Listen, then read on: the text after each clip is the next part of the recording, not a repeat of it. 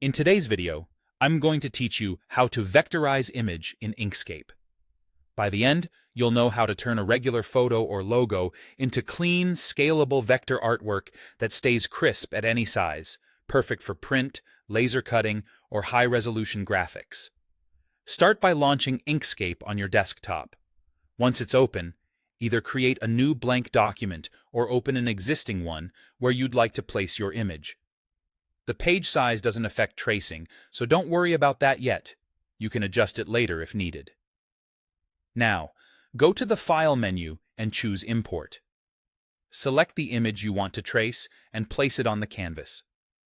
If you see options about linking or embedding, embedding keeps everything self-contained, which is handy when you move the file to another computer.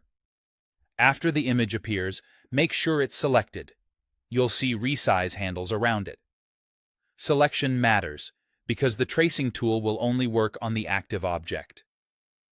With the image selected, open the Path menu and choose Trace Bitmap. This brings up the tracing dialog, where you'll pick the approach that best matches your image. If you're working with a simple logo, line art, or a signature, use Single Scan, which produces a clean black and white result.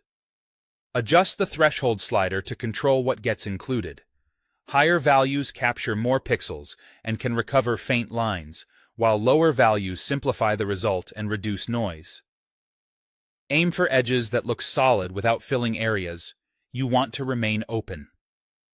For photos or complex illustrations, choose the multicolor options.